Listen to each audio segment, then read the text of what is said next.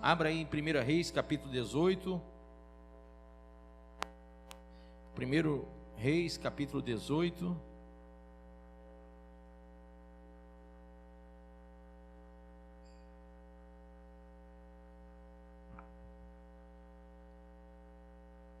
Quem achou?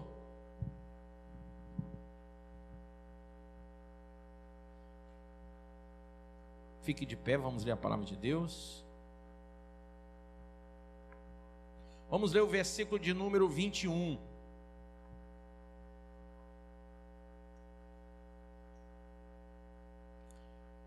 Que diz assim: Então Elias se chegou a todo o povo e disse: Até quando cocheareis entre quantos pensamentos? Dois, diga dois pensamentos. De novo, diga dois pensamentos. Se o Senhor é Deus, segui-o. Se é Baal, segui-o. Porém o povo nada lhe respondeu. Amém, pessoal? O povo fez o quê? Não respondeu o quê? Nada. Põe a mão sobre a Bíblia e diga: Pai, então me fala, Senhor. O povo não falou, mas o teu Espírito Santo vai me falar. Em nome de Jesus. Diga amém. Pode sentar. Então, diante do que esse texto fala, houve um momento de, digamos assim, um entreveiro entre Elias e 450 profetas de Baal e mais 400 profetas de poste ídolo. E por quê? E o que estava acontecendo, irmãos? É importante vocês saberem. Israel, como eu disse domingo passado, no outro domingo também eu falei sobre isso, estava na idolatria, amém? E essa idolatria se asseverou mais com a presença de uma mulher chamada Jezabel, que casou-se com o rei Acabe, o rei de Israel. E quando ela veio, ela trouxe consigo 450 profetas de Baal e mais 400 profetas de poste ídolo, ou seja, 950 idólatras, líderes de idolatria, de adoração a ídolos, formadores de adoradores a ídolos, proselitistas, religiosos, que faziam o povo adorar imagens. E ela trouxe esses 950 soldados do inferno para continuar destruindo Israel. Que eu acho que vocês lembram quando eu falei que quando Salomão casou com quantas mulheres? Mais de 100, mais de 200, mais de 500. Quantas? O bicho era um Dom Juan. Foram mais de 900, né? Quando ele trouxe 900 e tantas mulheres para a vida dele, ele também trouxe 900 e tantos deuses também. Ele trouxe a idolatria. E com aquela idolatria que ele trouxe divisão no reino. Ele trouxe maldição para o reino dele. E o reino dele foi dividido entre o reino de Israel e o reino de Judá. Lembram disso? Judá ficou com Roboão, filho de Salomão, e Jeroboão ficou com Israel, as outras tribos, né, as 10 tribos.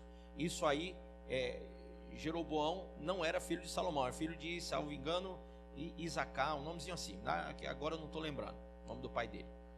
Safate, pronto, lembrei. Então, até aí vocês lembram. Agora, na continuidade, em todos os reinos, se você for ler 1 Crônica, 2 Crônica, 1 Rei, 2 Rei, você vai ver que os reinos de Israel foram conturbados por causa de uma grande idolatria. E Baal era o deus da fertilidade. Escreva aí, Baal era o deus da fertilidade. Os campos deveriam ser férteis pela adoração a Baal. No entanto, se você voltar no capítulo 18, no capítulo 17, tá? Houve uma grande seca que o próprio Elias levantou a mão e profetizou uma seca sobre Israel. Por causa daquela idolatria a Baal, Elias levanta as mãos e decreta, profetiza uma seca sobre Israel. E foram 3 anos de seca, ao ponto que Acabe queria matar Elias. Ele tinha ódio a Elias, por quê? Porque eles adoravam ao Deus da fertilidade e não tinham campo fértil. E era uma forma de Elias mostrar ao povo que não adiantava adorar 950 líderes religiosos, terem os Baalins todos, terem levantado os postes ídolos todos. Não adiantava toda aquela indumentária religiosa, todos aqueles deuses de pau, pedra, gesso, bronze e ouro, não adiantava nada daquilo, porque só uma palavra que ele disse: vai ter seca, houve seca. Porque ele era um homem de Deus e a palavra vinha do Senhor. Amém? Então, quando Deus age, ninguém impede, seja para profetizar a bênção ou para profetizar a maldição. E ali naquele momento, como Israel estava em desobediência, era maldição que vinha. E haviam 3 anos de seca sobre eles. Então, chegamos ao ponto em que, mesmo na seca, eles continuavam adorando aos Baalins, ainda adorando os Astarotes, ainda adorando os postes ídolos, fazendo postes ídolos. Então, Elias foi chamado à presença do rei Acabe, e lá chegando, ele então organizou digamos assim, oh meu Deus, sumiu a palavra de mim, um debate não, como que chama? Uma afronta, tá? Não é bem essa palavra não, mas vai ser essa agora. E eles tinham que ver qual era o Deus verdadeiro. Já dava para o povo saber disso, porque o único Deus que abriu o mar vermelho foi o Deus de Israel, o Deus que Israel estava negando, o Deus que Israel estava afrontando com a sua idolatria. Primeiro lá atrás no bezerro, né? Lá no deserto. Depois adorando aquela Neustã, aquela cobra. Depois voltaram a adorar o bezerro. E agora adorando os Baalins, os Astarotes e levantando os postes ídolos. Mas Elias então chega diante do povo e diante de Acabe, o rei, no Monte Carmelo.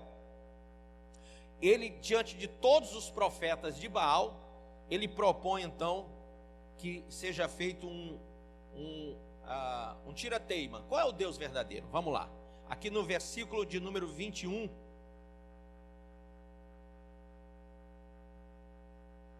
Vamos ver o 20. Diz assim: então enviou Acabe mensageiros a todos os filhos de Israel e ajuntou os profetas no Monte Carmelo.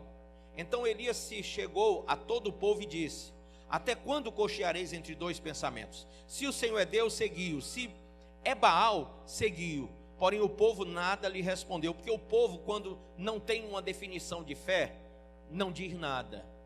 Diga para o seu irmão: quando você ainda não definiu a sua fé em Deus, você fica calado. Quem está entendendo o que eu estou falando?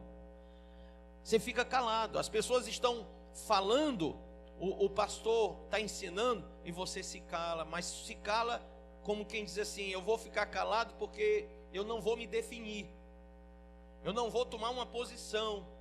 E esse ficar calado aqui do povo era não tomar uma posição. Eles não tomaram posição nenhuma diante do que Elias falou. Então Elias disse: olha, vocês estão entre 2 pensamentos, entre 2 deuses. A Bíblia diz que reino dividido não cresce, não subsiste. Então vocês agora vão definir quem é o Deus de vocês. É Baal? Então siga Baal. É Deus de Israel? Então siga o Deus de Israel. Então disse Elias ao povo: só eu fiquei dos profetas do Senhor, e os profetas de Baal são 450 homens. Deixe-nos, pois, 2 novilhos, escolham eles para si um dos novilhos, e dividindo-o em pedaços, e ponham sobre a lenha, porém não lhe metam fogo. Eu prepararei o outro novilho, e o porei sobre a lenha, e não lhe meterei fogo. Então invocai o nome do vosso Deus, e eu invocarei o nome do Senhor, e há de ser que o Deus que responder por fogo, esse é que é Deus. Amém? O Deus que responder como? Por fogo. Escreva do lado da palavra fogo, escreva presença do poder de Deus. Como que isso é visto no Novo Testamento? Em Atos 2, quem lembra? O Espírito Santo desceu como? Fogo. Amém? Foi fogo, línguas repartidas e fogo de Deus, poder de Deus. Amém? Então, é o dínamos, é o poder de Deus. Então, nós vemos no Novo Testamento o fogo descendo na presença do Espírito Santo. O poder de Deus, e Jesus tinha dito: ficai aqui até que do alto sejais revestidos de fogo, poder. Amém? Poder, poder. O poder do Espírito Santo, é o fogo do Espírito Santo. Então, ficai aqui até que o fogo desça, até que o poder do Espírito Santo desça. Então, ser-me-eis testemunhas em Jerusalém, Samaria, Judeia e os confins da terra. Amém ou não amém?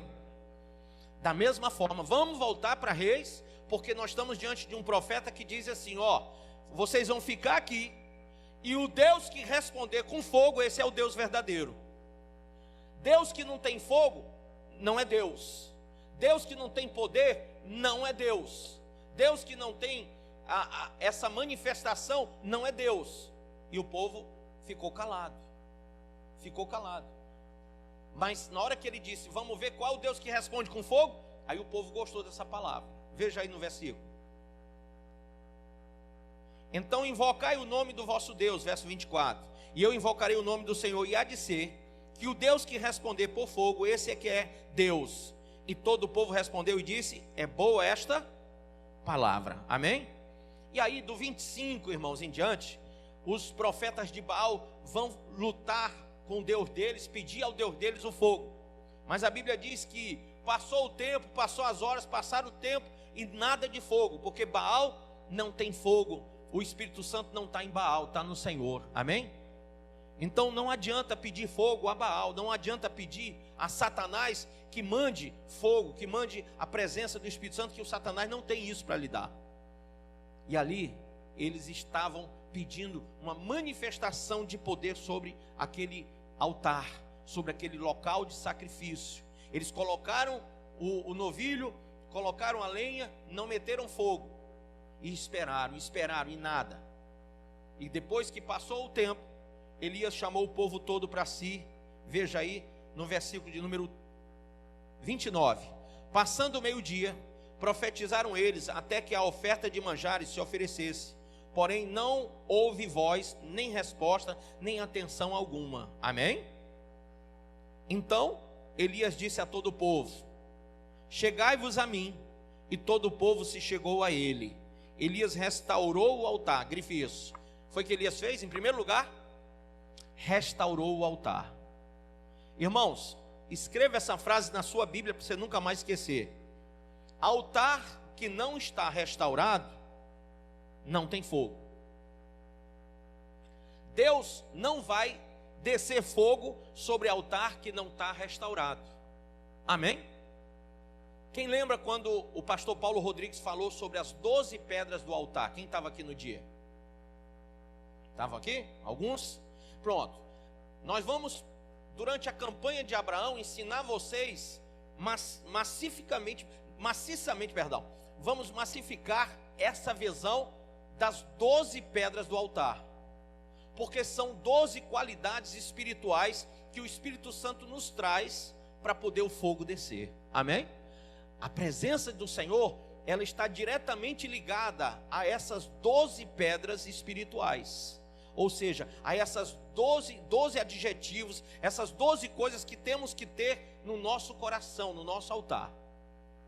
Então, quando Elias chamou o povo, ele primeiro reparou o altar, restaurou o altar do Senhor, que estava em ruínas. Grife isso. Alguém pode entender isso? Como é que estava o altar? Ruínas. E um homem de Deus, quem aqui é homem de Deus, mulher de Deus? Levanta a mão. Você quer o fogo de Deus na sua vida? Primeiramente, olhe como está o altar. Se o teu coração está em ruínas, precisa ser restaurado. Amém? Se ele não for restaurado, vai vir um arrebatamento e você fica. Lembre-se que ninguém verá Deus se não for puro de coração. E os puros de coração são aqueles que têm a presença do Espírito Santo. E o Espírito Santo não habita em vasos impuros. Não está escrito isso? Então, o fogo só vai descer no altar restaurado. Se o altar não for restaurado, o fogo não vem, o Espírito de Deus não vem. E se ele não vem, você também não vai. Quem está entendendo isso? Você pode ter uma religião aqui, mas você não vai ter a sua salvação. Você não vai ter a sua libertação. Você não vai ter uma vida verdadeira com Deus. Então, para nós, da Cristo Salva, não importa que você apenas esteja aqui sentado. Não importa. Porque se você estiver aqui de corpo presente, mas o seu coração estiver lá fora, não vai adiantar. Por isso que o Senhor disse: filho meu, dai-me o quê? O teu coração. Ele não disse: filho meu, dai-me o teu carro, a tua casa, o teu apartamento. Ele disse: dai-me o teu coração. E por que ele disse: dai-me o teu coração e não as outras coisas materiais? Você sabe por quê? Porque o teu coração está localizado onde está o teu tesouro. Se o teu tesouro, se para você o que vale são coisas materiais, teu coração está lá. Mas se para você o que vale é estar na presença de Deus, é servir a Deus, ali está teu coração. E se há uma coisa que Deus não quer, é que você fique dividido. Por isso que Elias disse: porque estás entre dois pensamentos. Ou você serve, a Bíblia fala no Novo Testamento, que ou você serve a Deus ou serve ao dinheiro. Ou serve a Deus ou a Mamon. Ninguém pode servir a dois senhores. Amém? E muitas vezes, irmãos, a gente diz: não, meu coração está com Deus. Está com Deus? Mas onde é que você coloca tudo que você vai empreender? As tuas emoções, os teus desejos, a tua vontade, tudo se realiza aonde? Não é na tua vida secular? Não é no teu trabalho? Não é no teu salário? Não é nas coisas que você ambiciona ter? Então, teu coração está lá, não está em Deus. Porque quando está em Deus, a Bíblia diz: então eu tenho prazer de estar na casa do Senhor, e na lei do Senhor eu medito quantas vezes? De dia e de noite. Amém até aí? Quem está entendendo? Então a primeira coisa que você tem que ver: qual é a situação do teu altar? Está em ruínas. Está em ruínas. Segunda coisa que você tem que ver: aonde está o teu altar? E para você saber onde ele está, você tem que perguntar a si mesmo: qual é o meu tesouro? O que verdadeiramente tem valor para mim? São as coisas materiais ou o reino de Deus? O que está em primeiro lugar na minha vida? O reino de Deus e a sua justiça, ou os meus interesses pessoais? Legal isso aqui, quase caindo, ótimo. Entendeu? Então, qual é a minha prioridade? Qual é a prioridade do meu coração? Você tem que olhar para isso. Irmão, isso não sou eu que vou fazer com você. Eu não posso tratar da sua alma se você não abrir o seu coração. Amém ou não amém? Então não é hora de você esconder nada. Acã pegou os tesouros que estavam no coração dele, escondeu debaixo da tenda, e isso trouxe morte para ele. Não adianta você querer esconder quem você realmente é, ou o que você realmente faz, ou o que você valoriza, ou o que você mais ama. Não, está na hora de você. Quem quer ser arrebatado, levanta a mão. Então, abra seu coração. Abra seu coração. E realmente confesse tudo que está aqui dentro. Amém? Confesse que está aqui dentro. Porque você pode enganar quem? A mim, as pessoas que estão do seu lado, mas ao Espírito Santo jamais. E é isso que é o problema. Elias propôs então uma contenda entre eles para poder mostrar quem é o Deus verdadeiro, para que o povo parasse de ficar entre dois pensamentos. Ninguém pode servir a Deus e ao mundo. Ninguém pode estar aqui ora e ora ali e ora acolá, coração desprendido das coisas divinas. Não, ou você é de Deus ou você não é de Deus. Ou você é forte ou você é fraco. Ou você está firme ou você está caído. Ou você vai para o céu ou vai para o inferno, irmão. Ou você realmente tem uma boa consciência ou uma má. Não existe meio termo na salvação, nem na libertação. Tudo depende de uma decisão única sua, de um propósito único seu, de que você veja e que você mesma se analise, que você examine a si mesmo e que você tome a sua decisão, finalmente a sua decisão, se você quer ir morar no céu ou não. Amém?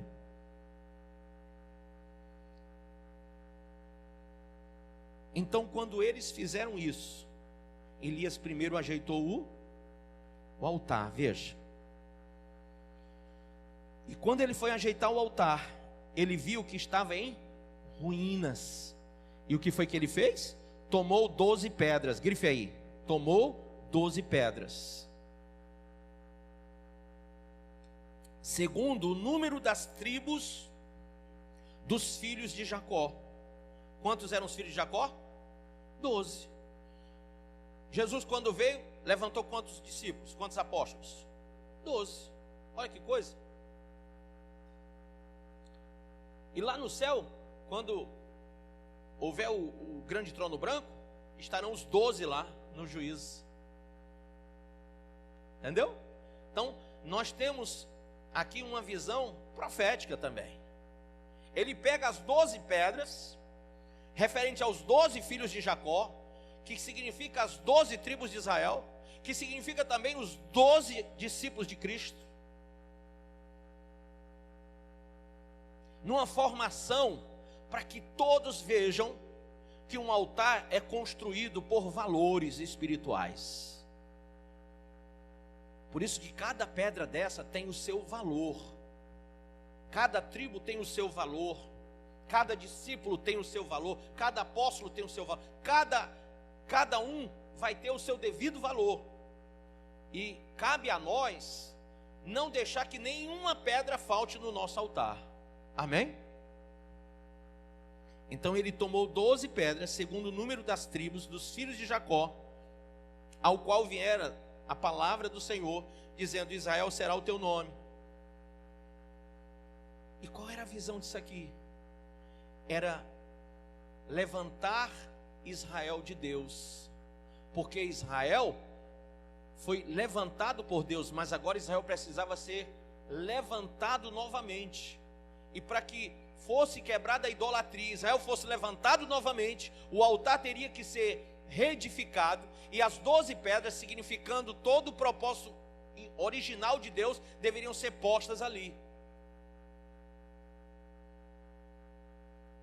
Com aquelas pedras, edificou o altar em nome de quem?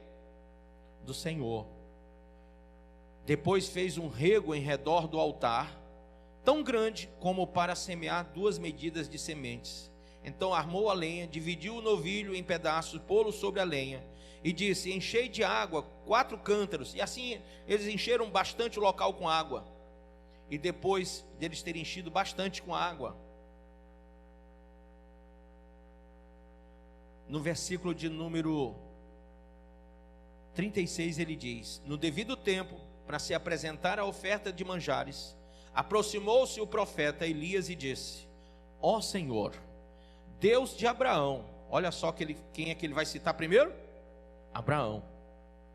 Deus de Abraão, de Isaque e de Israel, fique hoje sabido que tu és Deus em Israel, e que eu sou teu servo, e que segundo a tua palavra fiz todas essas coisas. Responde-me, Senhor, responde-me, para que este povo saiba que tu, Senhor, és Deus, e que a ti fizeste retroceder o coração deles. Então caiu o quê? Fogo do Senhor, e consumiu o holocausto, a lenha, as pedras e a terra, e ainda lambeu a água que estava no rego. O que vendo todo o povo, caiu de rosto em terra e disse: o Senhor é Deus, o Senhor é Deus. Então, nós vemos aqui um intento de Deus através do profeta Elias de destruir a falsa adoração. E a fórmula de destruir a falsa adoração é acabar com os dois pensamentos. É destruir a divisão que há dentro do homem. É tirar do homem aquela divisão que sempre o leva a retroceder na fé. Aqueles pensamentos, aquelas amizades que fazem você retroceder. É interessante que lá em Ezequiel, abra sua Bíblia, capítulo 14. Ezequiel capítulo 14.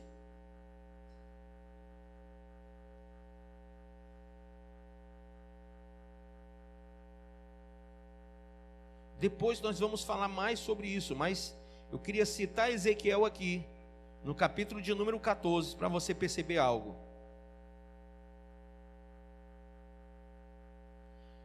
Aqui no capítulo 14, a Bíblia fala sobre o castigo dos idólatras. E olha o que diz: então alguns dos anciãos e líderes de Israel vieram e se sentaram diante de mim. E aconteceu que a palavra de Yahvé veio novamente a mim, dizendo, a palavra do Senhor: filho do homem, estes homens ergueram ídolos aonde? Em seus corações, e colocaram tropeços e obstáculos malignos para a queda deles próprios. Ora, será que devo permitir que me consultem? O que é que vocês acham? Uma pessoa que deixa de adorar uma imagem de escultura. Você está vendo algum aqui? Quem aqui deixou uma outra religião, seja afro, seja até cristã, mas que adorava ídolos, e você deixou e disse: eu vou seguir Jesus Cristo como meu único Senhor e Salvador? Levanta a mão. Quem tomou essa decisão? Amém? E quando você tomou essa decisão, você entendeu o que estava lá no Êxodo capítulo 20, quando diz: não farás para ti, diga comigo, imagem de escultura, nem semelhança alguma do que há no céu, embaixo na terra, ou embaixo da terra nas águas. Não te curvarás, nem as servirás. Amém? Então você leu lá, e você creu que Deus não aceita a idolatria. E de fato você entrou na igreja, e você se tornou evangélico, ou cristão, como você queira se chamar, e você está na igreja e você não tem mais um penduricalho aqui no pescoço, ou na perna, ou no braço. Você não anda, você não participa de festas folclóricas, às imagens, aos deuses, aos santos, aos caboclos, aos guias. Você já não anda mais naquele meio. Você deixou a mesa branca, você deixou a vela roxa, você deixou a galinha preta, você deixou aqueles sacrifícios que você fazia na outra religião. Muito bem. E talvez você diga assim: eu saí da idolatria, bispo, eu saí da idolatria. Olha o que Deus está dizendo aqui pelo profeta Ezequiel. Quando aqueles anciões de Israel chegaram ao profeta, eles chegaram querendo arguir Deus. Por quê? Porque a situação estava ruim. E quando as coisas vão mal, geralmente as pessoas ficam pensando, sim ou não? Ficam pensando, por que Deus está permitindo isso? Era o pensamento deles. Por que, olha, depois de tanta coisa ruim que fizeram, eles ainda vêm perguntar, tentar arguir Deus. Mas eles estavam pensando consigo mesmo: nós deixamos os balins, nós deixamos os astarotes, nós deixamos as imagens, nós estamos servindo só Deus agora, só o Deus de Israel. Mas olha o que Deus revela pelo profeta Ezequiel: filho do homem, estes homens ergueram ídolos aonde? Em seus corações. Quer dizer que tem gente que deixou de adorar a imagem, mas agora está adorando a outras coisas em seus corações. Tem gente que não adora mais as imagens, mas adora a outras coisas que são substitutivas. Porque, irmãos, quando uma pessoa levanta qualquer coisa na frente de Deus, para competir com Deus, para competir com a vida espiritual em Deus, Isso é idolatria. E aqueles homens levantaram coisas em seus corações. Quantas vezes você tem levantado um amor, um sentimento, né? Uma idolatria a uma pessoa, ao namoro, ao noivado, ao casamento, né? Quantas vezes você coloca amizades acima de Deus? Tem tanta coisa nessa vida. A sua esposa ou o seu marido, quando ele não quer servir a Deus, você se desanima. Quando ela não quer servir a Deus, você se desanima. Você se deixa levar pelo outro. Há jovens que deixam de servir o Senhor para fornicar, porque estão adorando ao namorado, à namorada. Então, há outros casos. Há casos, por exemplo, de pessoas que, eu não sei se você lembra da deusa Diana. Quem já ouviu falar da deusa Diana? Está lá no livro de Atos, no Novo Testamento. Ela era uma deusa, a deusa da beleza, né? Era a deusa da beleza. Nós chamamos de sensualidade, alcélgia no grego. E a deusa Diana, ela era venerada por todos por ser essa deusa da beleza. E hoje, imagine uma coisa, você vê que as pessoas estão pesadamente investindo em quê? Na beleza, sim ou não? Você não vê as pessoas ofertando na igreja, dizimando, tanto quanto elas investem no cabelo, na roupa, sim ou não, pessoal? É ou não é verdade? Eu tenho certeza que se eu abrisse um salão, dava mais dinheiro do que numa igreja. Não é não, irmã? Com certeza. Porque talvez nessa reunião aqui eu não faça a oferta de um cabelo de uma mulher. Estou falando. A senhora que trabalha com salão, é verdade ou não é? É verdade. E por que isso acontece? Porque Diana era a deusa da beleza. E essa cultura, ela está aqui. Ela entrou aqui dentro da igreja. Olha como a Bíblia fala que as mulheres têm que ser. Como é que eram as santas mulheres? Simples. Simples. Mas as mulheres hoje são simples? Não. Isso, uma vez uma senhora chegou pedindo a gente para ajudar para ir para o encontro com Deus. Eu sou muito observador, não tem como. Até pelo perfil da minha formação passada, eu fui consultor de empresa muito tempo lá no Sebrae, então eu tenho muito assim a leitura facial da pessoa. E eu sempre estava acostumado a ver aquela senhora na igreja e tal, de repente ela me aparece com uma roupa bem novinha e um cabelo assim, sabe aquele cabelo que você viu que foi pintado e foi show ali. Aí ela chegou para mim e disse: bispo, eu queria muito ir para o encontro, só pode ver com os meninos aí para ajudar? Eu olhei para ela e disse assim: irmã, poderia, mas a senhora gastou o seu dinheiro com o seu cabelo, com sua roupa, com isso, com aquilo outro, não foi? Vixe, como o senhor observa, né? Eu disse: é. Quanto foi? Desculpe, agora que a senhora está aqui na minha frente, eu vou perguntar: quanto foi esse seu cabelo? Ah, bispo, foi só 350. A senhora disse só, mas o encontro é 300 e a senhora está achando caro. Para comer espiritualmente, fisicamente, dormir numa pousada durante 2 dias e ainda ter um ônibus para ir e voltar. Isso para a senhora é caro, mas 350 no cabelo da senhora não é caro. E isso é idolatria. Quem entende? Deus está onde? Acima ou abaixo? Do cabelo das mulheres, da roupa das mulheres, do vestido, do sapato, que muitas vezes nem precisa. Parece que a mulher é uma centopeia, porque quando eu conto só tem 2 pés. Todo homem gosta de ouvir isso quando eu falo. Quantos pés você tem, minha filha? 2. E por que 40 pares de sapato em casa? Que o homem tem 2, 3 pares, tá bom. E eu não sei se vocês são igual a mim, mas se você olhar para meus pés, geralmente eu estou com esse, porque é o mais velho. E para mim o mais velho é o mais fácil de usar, de botar no pé, é confortável. Por isso que eu nunca vou largar minha mulher. Ela está ficando mais velha, ficando mais confortável o relacionamento.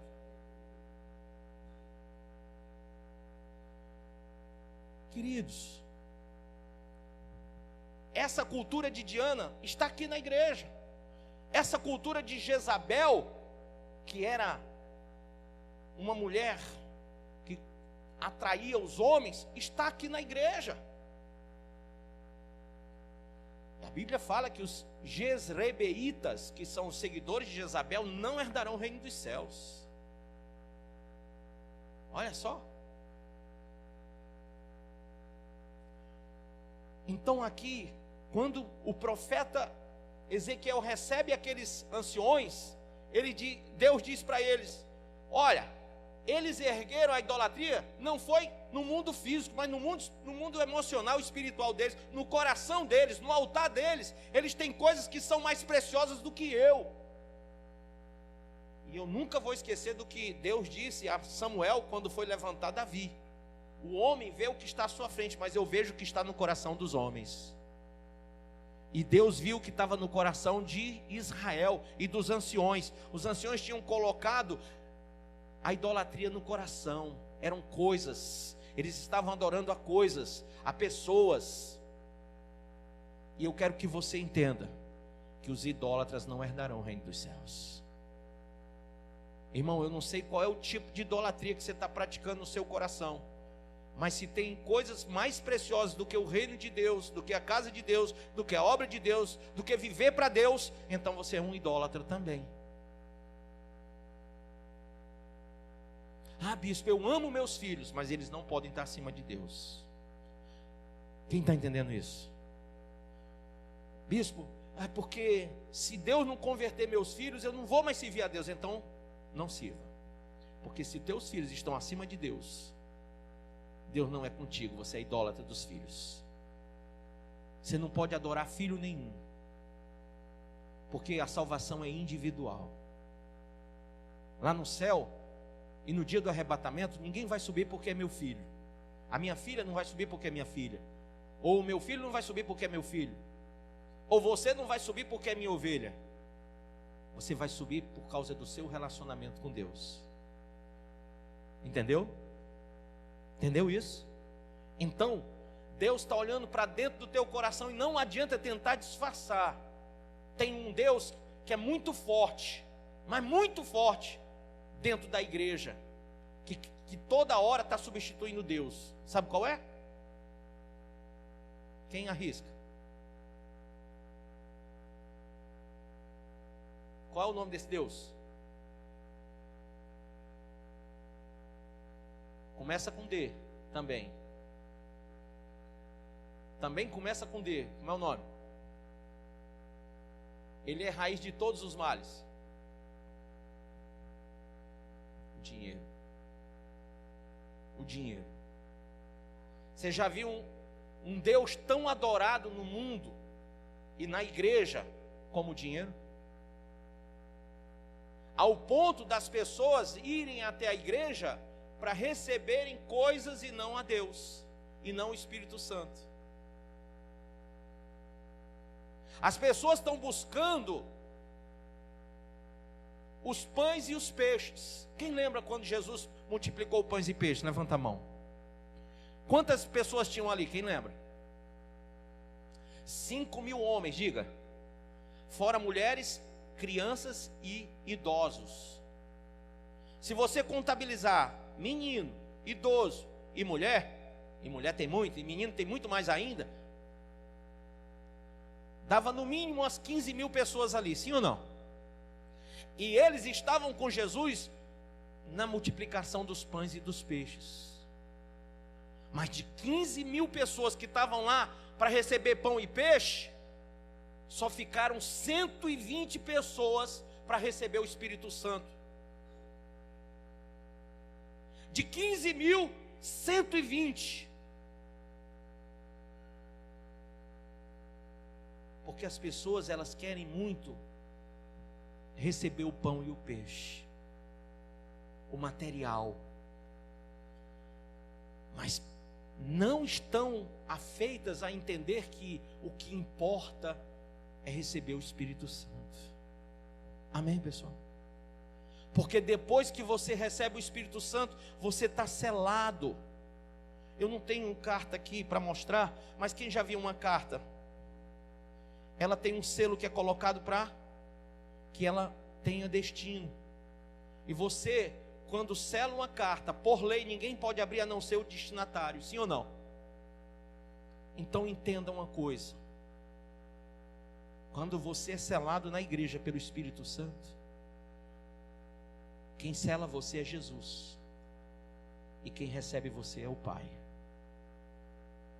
Ele sela você e dá você para o Pai. Amém? Amém? Mas, bispo, eu estou na igreja, mas eu não recebi o Espírito Santo. Eu recebi o pão e o peixe. Eu tenho sido abençoado com emprego, eu tenho sido abençoado com carro, com moto, com casa. Eu não estou fazendo apologia contra isso, até porque nós vivemos num mundo que precisamos de todas essas coisas. O que eu estou dizendo a você é que a ordem está invertida. Você colocou essas coisas acima de Deus e não Deus acima dessas coisas. Olha o slogan do nosso presidente: Deus acima de... Não é? Tem que ser Deus acima de tudo, sim ou não? E Deus está acima de tudo na sua vida? Acima de todos os seus interesses? Por isso, irmãos, que aqui o profeta Ezequiel recebe a palavra de Deus e Deus diz a ele: será que devo permitir que me consultem? Deus quer ser consultado, Deus quer ser, sabe, Deus quer ouvir oração de crente que é idólatra, que adora a dinheiro, que passa o dia atrás de dinheiro e não ora, não jejua, não lê Bíblia, não evangeliza, não tem compromisso com Ele, passa o dia atrás de comprar coisas, de estar com pessoas e não tem tempo para Deus e não tem tempo para as coisas de Deus. Será que Deus quer ser consultado por esse tipo de gente? Por isso que alguns, quando vão orar, dizem: rapaz, eu oro, mas é uma frieza tão grande, eu fico tão vazio, eu estou tão não sei o quê. Claro, meu irmão, Deus não quer ouvir esse tipo de gente. Quem está me entendendo? Deus não recebe oração desse tipo de gente, não recebe. Me perdoe a franqueza, mas Deus não quer esse relacionamento. Ele não quer ser o último na tua vida, Ele não quer ser a última Coca-Cola da geladeira ou o último biscoito do pacote. Ou Ele é o teu tudo, ou Ele não vai ser nada na sua vida. Amém, pessoal?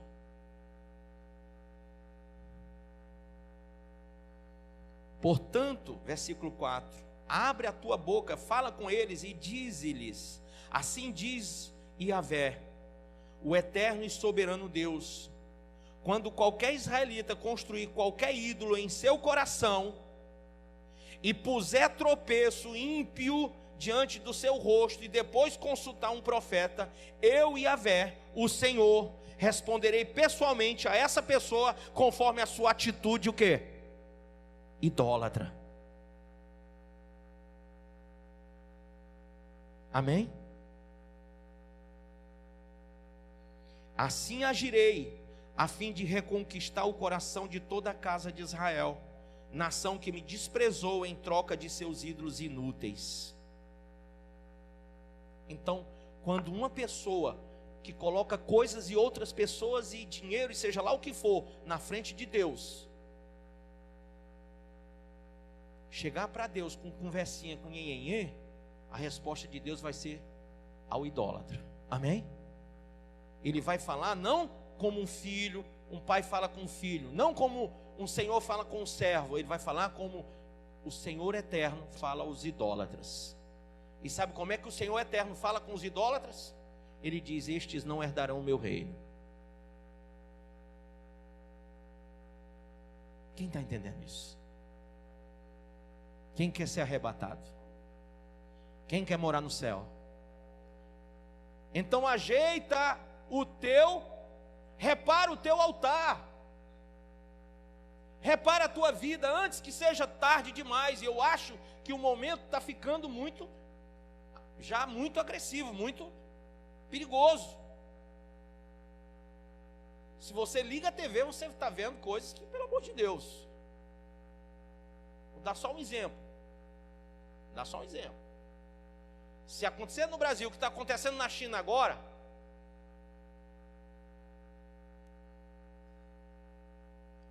já sabe, né? A quantidade de gente que vai para o inferno.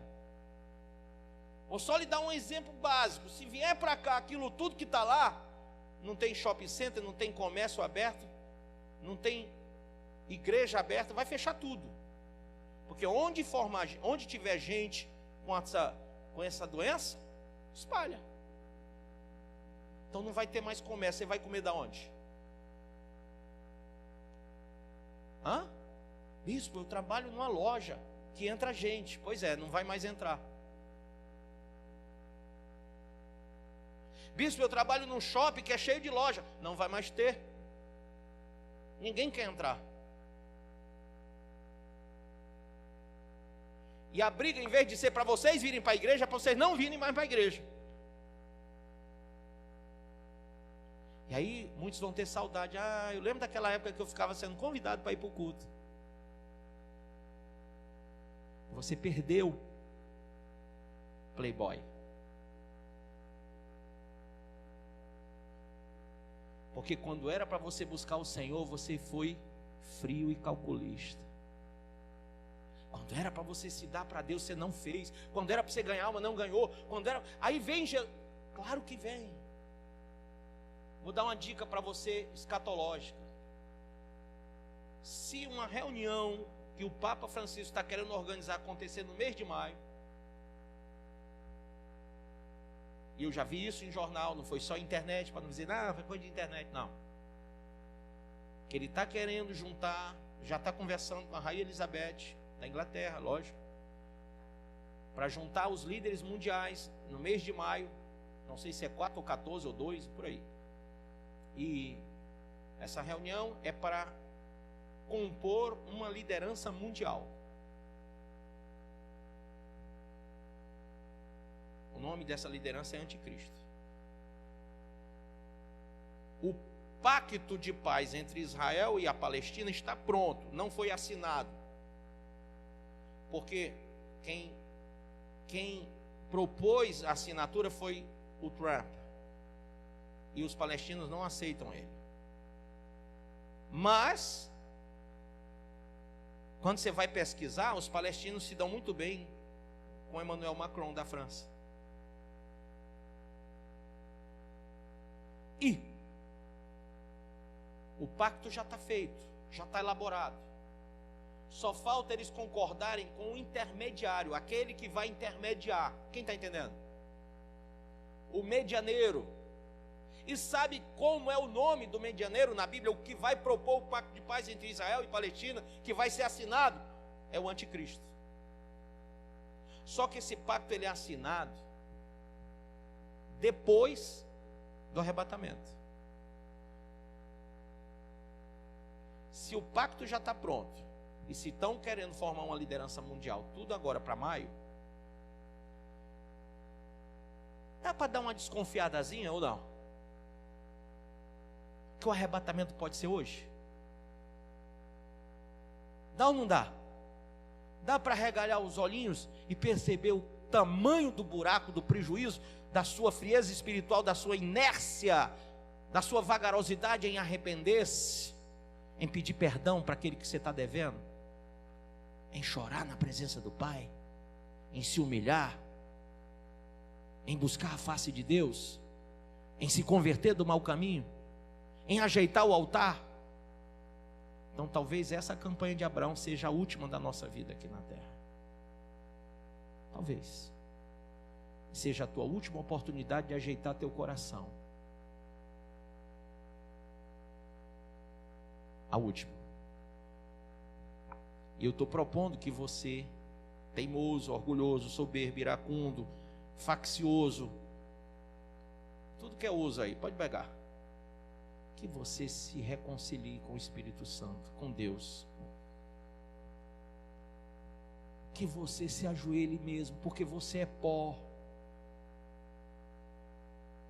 Porque você não vai ter salvação nessa sua caminhada de soberba e orgulho. Não vai dar certo, não vai dar pé.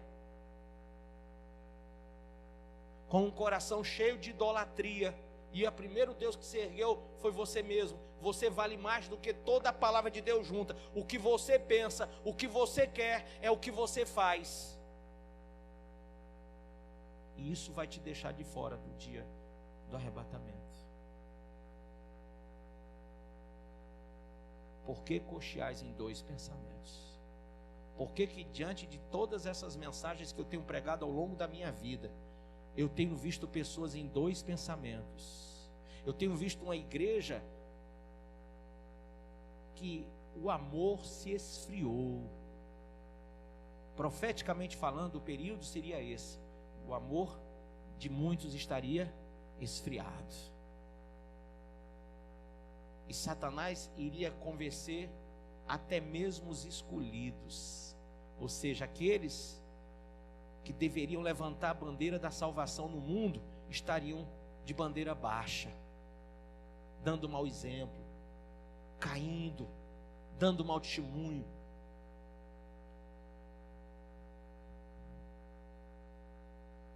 Eles levantaram ídolos em seus corações. E para concluir o que eu vou falar, Lucas capítulo 12. E lhes propôs uma parábola, verso 16. As terras de certo homem rico produziam com abundância. E ele começou a pensar consigo mesmo: que farei agora, pois não tenho onde armazenar toda a minha colheita? Então lhe veio à mente: já sei, derrubei os meus celeiros e derrubei os meus celeiros e construirei outros ainda, o quê? Maiores. E ali guardarei toda a minha safra e todos os meus bens. Até aí tem alguma coisa errada? Não. Ele plantou e ele está colhendo. Amém? Até aqui não tem nada errado na vida deste homem. Está tudo bem, ele está trabalhando e ele está colhendo o fruto do seu trabalho. E graças a Deus que nesse momento da vida dele, o fruto cresceu. Agora, entenda, quando o dinheiro é teu Deus, o dinheiro, ele tem uma coisa: o dinheiro diz para ti assim: fica calmo, eu estou aqui. Quem já sentiu paz quando está com o bolso recheado? Quando você quer comprar uma coisa, o dinheiro diz para você: pode te realizar, eu estou aqui com você, compre. E à medida que vai aumentando o dinheiro vai dizendo para você: olha aí, não falei que você ia se dar bem comigo? Então o dinheiro tem essas coisas na vida do homem. Mas quando você não é amante do dinheiro, quando ele não é o teu Deus, você não é coordenado por ele. A tua calma, a tua paciência, a tua paz não vem do dinheiro que você tem, mas do Deus que você serve. Porque o dinheiro hoje é, amanhã pode não ser. De repente dá uma guinada na bolsa de valores, dá uma quebrada aí, e o Brasil todo afunda, e tudo que você achou que tinha vai de água abaixo. E aí tudo que você achava que preenchia você, ó, o carro que você comprou, acabou. A moto foi-se. A casa pegou fogo. Eu me lembro disso aí na vida de um homem chamado Jó. Tudo ele perdeu, mas ele não perdeu a sua confiança em Deus. E quando Deus é o nosso Deus e não o dinheiro, você pode perder casa, fazenda, filhos, como ele perdeu os filhos, mas ele não perdeu a sua fé. Amém? Então, veja aqui. Esse homem estava prosperando e ele construiu um celeiro maior. E assim direi, aí foi o erro dele, ó. Depois que ele constrói o celeiro maior e guarda tudo que ele tem, veio o erro dele. Veio o erro dele. Diga assim: bispo, qual foi o erro dele? Foi quando ele ouviu a voz do dinheiro. Não foi a voz de Deus, foi a voz do dinheiro, dizendo assim, ó: e assim direi à minha alma: tens grande quantidade de bens, depositados para muitos anos. Agora, tranquiliza-te, come, bebe e diverte. Está vendo? Vai te divertir, come, bebe. Você tem dinheiro para muitos anos. Não precisa negócio de estar indo para a igreja, lendo Bíblia, orando. Para quê? O que você tem, dá para você gastar muitos anos. Que foi o erro dele. Prosperar, a Bíblia diz que é dom de Deus, mas você tem que saber aonde Deus vai estar quando você estiver lá em cima. Amém? Quando Ele te colocar lá em cima, você tem que colocar o dinheiro lá embaixo. Aonde? No altar. Amém? No altar. No devido lugar, da onde vem a resposta. Contudo, versículo 20: Deus lhe afirmou: tolo, essa mesma noite arrebatarei a tua alma, e todos os teus bens que tens entesourado, para quem ficarão? O que vai adiantar você morrer hoje? E aí, Marcão? Não é? Olha o que Jesus está ensinando. O que é que tem valor de verdade mesmo? Verso 21. Isso também acontece com quem poupa riquezas para si mesmo, mas não é rico para com Deus. Tem gente que poupa riqueza para si, e na hora de ofertar é mesquinho, é avarento, não é rico para com Deus. E a Bíblia diz que isso vai acontecer. O Senhor vai pedir a alma dessa pessoa, e ela não vai, o que ela juntou, o que ela montou, não vai adiantar de nada para ela, não vai dar salvação.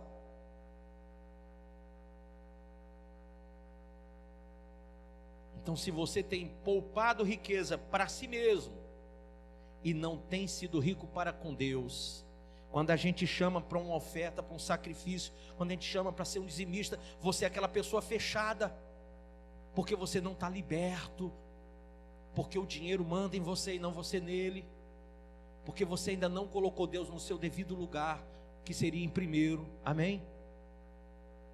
Você ainda está adorando ao seu eu e ao dinheiro. Essas coisas que você quer, que você gosta, as pessoas com quem você quer estar, são muito mais importantes do que o que Deus quer que você faça para Ele. Mas quando Jesus fala ao homem que vai segui-lo, Ele diz: aquele pois que não deixar terras, casas, mulher, pais, filhos, pelo meu reino, não será digno de mim. Jesus manda renunciar. Quem quer vir após mim, renuncie-se a si mesmo, tome a sua cruz e me siga. Então, irmãos, eu estou te ensinando o caminho da salvação. Amém? O caminho para o arrebatamento. Você foi trabalhado pelo inferno para ser uma pessoa materialista. Você foi trabalhado pelo inferno para ser uma pessoa avarenta. Você foi trabalhado para ser uma pessoa que tudo que tem valor para você é o material, é o físico. Mas a igreja primitiva, ela recebeu o Espírito Santo porque ela buscou o espiritual, porque ela se desprendeu do material para o espiritual. Eles não colocaram a certeza da vida eterna nas coisas que perecem. Simplesmente foi uma coisa muito linda naquela época.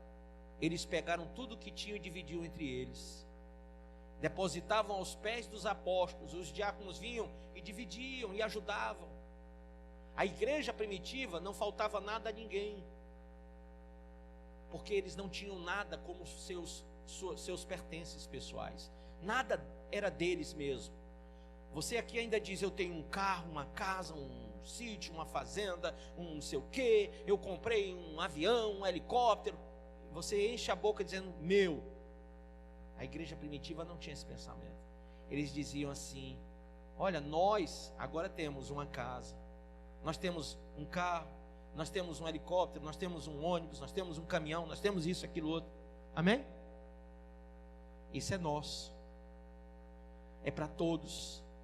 A igreja primitiva pensava assim: esse prédio é de todos, essa luz, esse aluguel é de todos, e todos nós pagamos isso aqui para que todos nós estejamos aqui. Amém? E nós temos amor por isso aqui, porque é de todos, é para todos, é por todos. A igreja primitiva tinha esse pensamento, e era por isso que bastava levantar a mão na cabeça de um deles, que eles começavam a falar em línguas, e eram cheios do Espírito Santo. A igreja que foi selada foi uma igreja que se desprendeu do material. Amém? Então, por favor, examine o seu coração.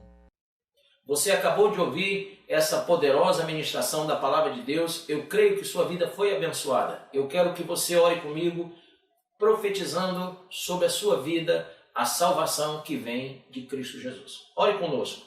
Deus Pai, em nome de Jesus, nós te agradecemos por esta palavra, e que o Senhor possa abençoar a vida de cada um que nos viu, que nos ouviu nesse dia.